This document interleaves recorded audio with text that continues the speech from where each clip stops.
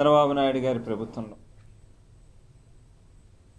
తూతూ మంత్రంగా బీసీల రిజర్వేషన్లు సీఎం రేవంత్ రెడ్డి అమలు చేసి అసెంబ్లీలో ప్రవేశపెట్టి కాలయాపన చేస్తున్నారని బీసీ సంక్షేమ సంఘం జాతీయ అధ్యక్షుడు ఆర్ కృష్ణయ్య ఎద్దేవా చేశారు.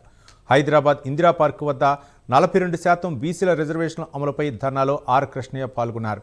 బీసీల రిజర్వేషన్లు రాష్ట్ర ప్రభుత్వానికి అధికారం ఉన్న కేంద్రంపై నెట్టి కాలయాపన చేయడం ఎంతవరకు సమంజసమని ఆర్ కృష్ణయ్య ప్రశ్నించారు. ఇప్పటికైనా అన్ని బీసీ సంఘాల నేతలు అఖిలపక్ష నాయకులు సమావేశమై బీసీల 42% రిజర్వేషన్లపై గట్టిగా పోరాడాల్సిన సమయం ఆసన్నమైందని ఆర్ కృష్ణయ్య పిలుపునిచ్చారు. సర్పంచ్ కాడికి వెళ్ళి ఎంపీ దాకా కేంద్ర మంత్రి దాకా చేసిన దాకా ఒక్క తీర్మానం చేయండి. ఆ రోజు కూర్చోదు అందరు పార్టీలో ఇప్పుడు అధికారంలో ఉన్న వాళ్ళు ఒక్కసారి రాష్ట్రాన్ని చూపేయండి.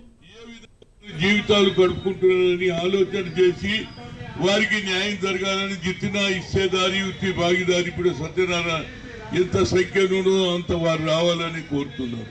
ఇది తప్పనిసరిగా రాష్ట్ర ప్రభుత్వం చేసి తీరుతుంది. ఎక్కడ కూడా రేవంత్ రెడ్డి మాట్లాడినా అది ఒళ్ళు కిషన్, అది మన ఎవరు మహేశ్వర్ గౌడ్ మాట్లాడినా ఎవరు మాట్లాడినా ఆ ఇష్యూ మాట్లాడుతున్నాం. మేము తప్పనిసరిగా ఇది ఇంప్లిమెంట్ చేయడానికి నేను పూర్తి ఫైట్ చేస్తాను. ఎందుకంటే రాహుల్ గాంధీ చెప్పాడు కాబట్టి ఇంప్లిమెంట్ చేయాల్సిందే.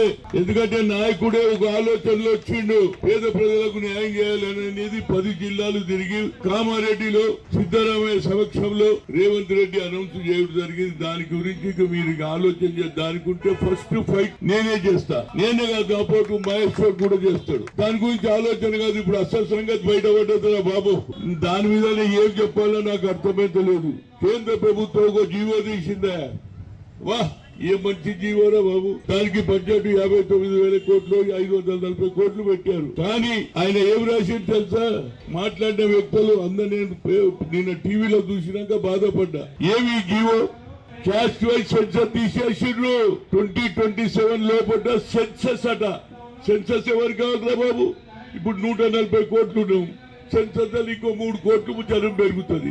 మనకేం లాభంరా బాబు? 2 రకాల సమస్యలు ఉన్నాయి. దీనికి మీరు తీసుకున్న చర్యలేమి? ఉన్నత స్థాయి సమావేశం జరిపి అఖిల పక్షాన్ని, అన్ని పార్టీలను, బీసీ సంఘాలను, ప్రభుత్వానికి ఉన్న ఇబ్బందులేంటి, ఏం చేస్తే ఇది పరిష్కారం అవుతుంది, ఎట్లా చేద్దాం, ఏకాభిప్రాయానికి అన్ని పార్టీలను ఎట్లా తీసుకురావాలి, పార్టీ పరంగా అంటున్నాం. పార్టీ పరంగా మాకు వద్దు ఇచ్చాం. ఒకసారి నువ్వు పర్మనెంట్గా ఇది సమస్య పరిష్కారం కావాలి. ఇది రాజ్యాంగబద్ధంగా బీసీలకు ఇది ఎగ్జాంపుల్ కావాలి. ఇక్కడ పెట్టే 42 దేశానికే మోడల్ కావాలి. మళ్ళా కోర్టులు పోగడ కొట్టివేయడము, పంచాయతీలు వద్దు. ఒక్కసారి దీనికి రాజ్యాంగబద్ధమైన పరిష్కారం ఇస్తే తప్పనిసరిగా బీసీలకు న్యాయం జరుగుతుంది. అందుకోసం రాజ్యాంగబద్ధ పరిష్కారం కావాలంటే నువ్వు కేంద్ర ప్రభుత్వం మీద ఒత్తిడి చేస్తావా, ఇక్కడ అమలు చేసినాక కోర్టులలో కొట్లాడతావా, పరిష్కారం ఏ విధంగా చేస్తావు? వైసీపీ మాజీ ఎమ్మెల్యే చెవిరెడ్డి భాస్కర్ రెడ్డికి